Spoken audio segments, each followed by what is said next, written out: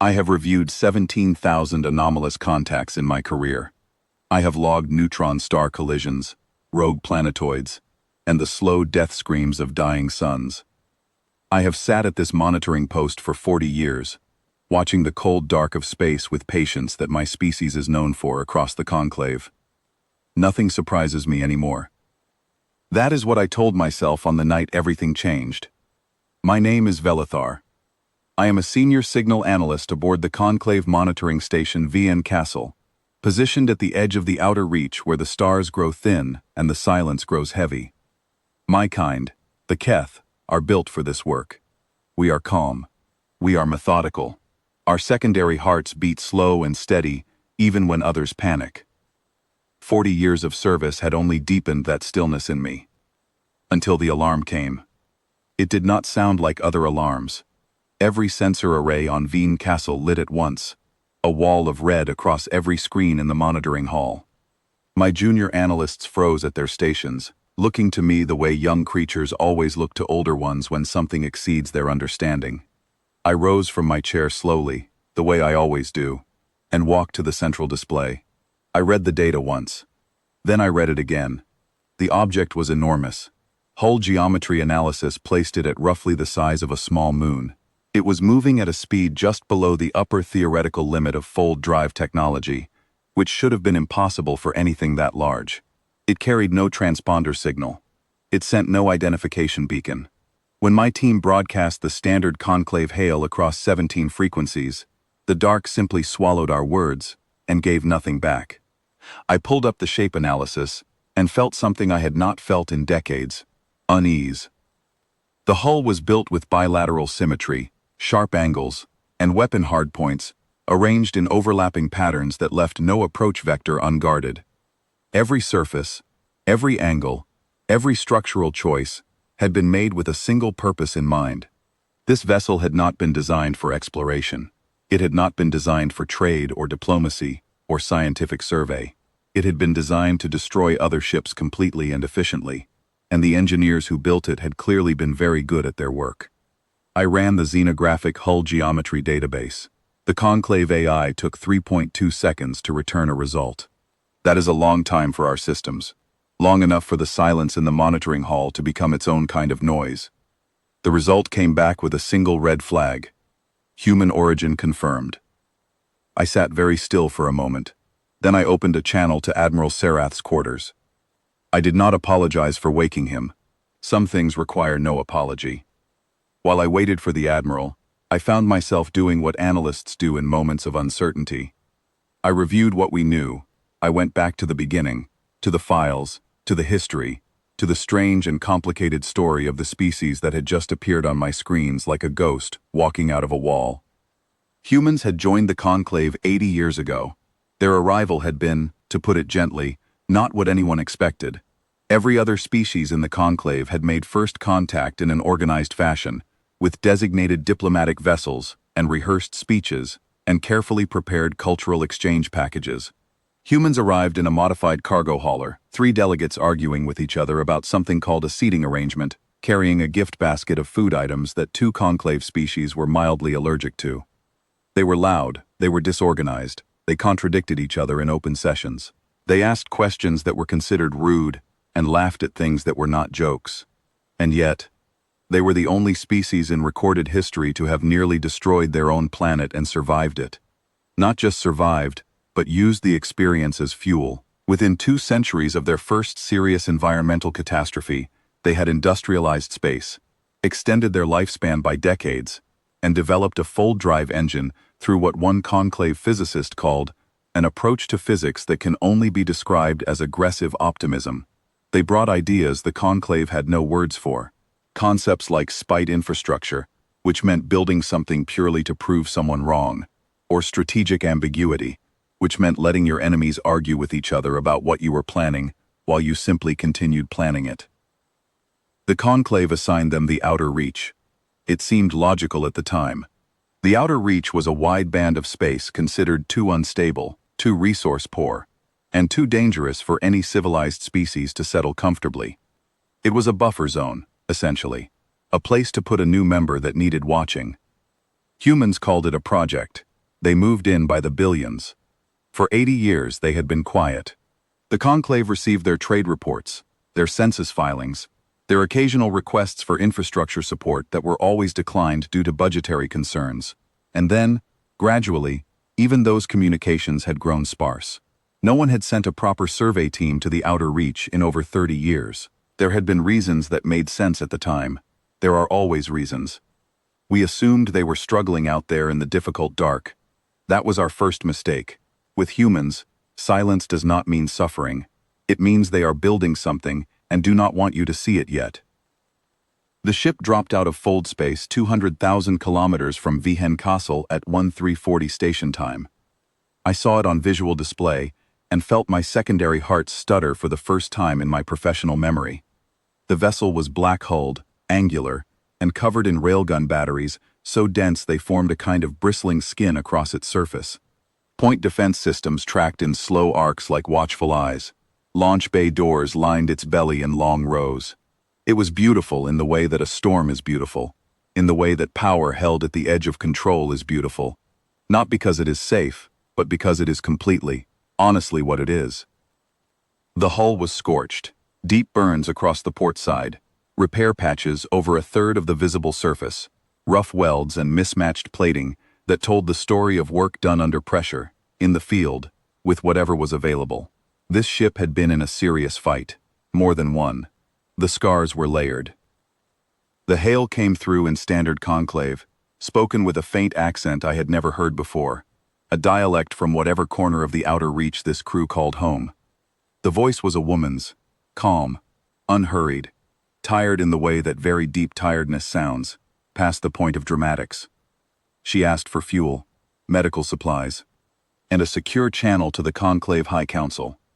I told her I was a monitoring analyst, not a diplomatic officer. She said she understood that, and could I please connect her anyway, because what she had to say could not wait for proper channels, and she had been waiting long enough already. Her name was Captain Sarah Okonkwo. I pulled her service record while we spoke. 53 years old. 18 years of Outer Rim patrol service before records simply stopped. About 30 years ago, around the same time the Outer Reach went quiet. The file after that point was a single line, assigned to independent colonial defense operations. No further details on record. I asked her what had happened to her ship. She looked at me through the screen with eyes that had seen more than I wanted to imagine, and said that they had run into something on the other side of the Kerith Veil. Something the Conclave's probes had missed, or chosen not to report. They had handled it. But she needed to speak to the Council immediately. The Kerith Veil was a massive dark matter nebula on the far edge of the Outer Reach. No Conclave vessel had ever returned from an attempt to cross it. We had classified it as impassable, and moved on. I looked at the scorched hull of her dreadnought and understood, without her saying another word, that humans had decided classification was not the same as fact. She handled it, she had said, the way one might mention fixing a broken pipe. The full briefing came 4 hours later, after Admiral Sereth had authorized emergency council communication, and half the senior conclave diplomatic staff had been woken from sleep. She spoke for 2 hours without notes. The Kerith Veil was not impassable, it was guarded. A civilization called the Vreth Dominion had been using the nebula as cover for over 200 years. They were not a primitive culture. That had been a performance, a carefully maintained deception, designed to keep the conclave from looking too closely. Behind the dark of the veil they had been watching, studying, planning, and for the last 60 years they had been acting. 14 human colony worlds in the Outer Reach had gone silent over 3 decades. The conclave had logged every single one as a communications failure. Equipment degradation, solar interference, budget for follow-up investigation repeatedly deferred. Humans had logged them differently. Humans had logged them as attacks, as theft, as the taking of their people, their families, their children, their neighbors. Every silence was a wound. They collected the wounds the way you collect evidence when you are preparing for something. They built a war fleet in the deep of the Outer Reach. 19 dreadnoughts, 62 cruisers, hundreds of support craft and supply vessels and medical ships. They did it without conclave funding, without conclave approval. Without telling anyone, because they had told the conclave 14 times through 14 different official requests for investigation, and 14 times the conclave had found reasons why the timing was not ideal. Then they went into the Veil. 11 months of combat inside a dark matter nebula where sensors are unreliable, communications are fractured, and resupply is impossible. The Vreth fleet numbered over 400 warships, built for exactly this environment, operating on their home ground, familiar with every current and every shadow of that terrible dark. Humans fought them for 11 months. They lost 6 dreadnoughts, 41,220 crew members. The names had been recorded. Every single name, rank, home colony, and next of kin had been written down by human hands and preserved in a file that Captain Okonkwo now transferred to the conclave record with the quiet efficiency of someone who had been carrying a weight for a long time and was finally, carefully, setting it down. The Vreth Dominion no longer existed as a military force. Then she opened the second file. It was a star map, conclave space, member worlds, populated, civilized, peaceful. Across it were markings in Vreth notation that her intelligence teams had decoded over months of careful work. 9 worlds highlighted. Names listed under a column that translated from Vreth as pending harvest. My homeworld was on that list. I looked at it for a long time. I thought about my sister's 3 children who lived there, who were learning to swim in the warm coastal rivers, who sent me recordings of their first school performances. I thought about all the ordinary life on that planet that had no idea how close it had come to something it has no name for. I thought about humans, all 41,000 of the ones who had died in the dark of the Kareth Veil, who had gone in without permission and without support, and without any promise that anyone would even acknowledge what they had done, who had fought for 11 months for planets that were not theirs, for species that had repeatedly ignored their warnings, for a conclave that had treated their home as a convenient buffer zone and their requests as low-priority paperwork. I am a Keth. We do not cry. Our biology does not work that way. But I sat in that briefing room with the star map on the screen before me and felt something move through me that I did not have a word for and have not found a word for since. Captain Okonkwo made 3 requests. She asked that the names of every human killed in the Veil campaign be formally read into the conclave record. She asked that the Outer Reach be reclassified as sovereign human space, no longer a buffer zone, no longer a place to put inconvenient members. And she asked that the conclave conduct a full audit of how Vreth infiltration had gone undetected for 2 centuries, in a surveillance network that cost 11 member civilizations an enormous annual sum to maintain. She did not raise her voice once. She was not angry. She had moved past anger a long time ago, I think. Somewhere in the middle of the 11th month, somewhere in the dark.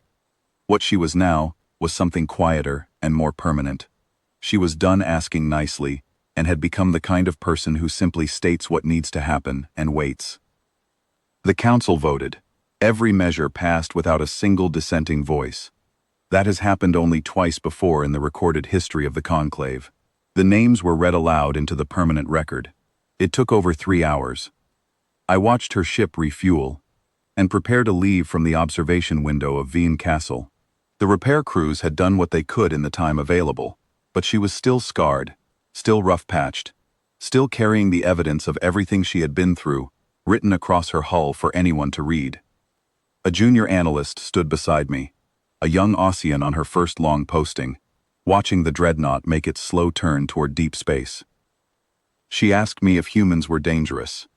I thought about the question honestly, the way it deserved. I thought about everything I had read and seen and understood in the past 20 hours. I thought about a species that nearly destroyed their home planet and used the experience to go faster.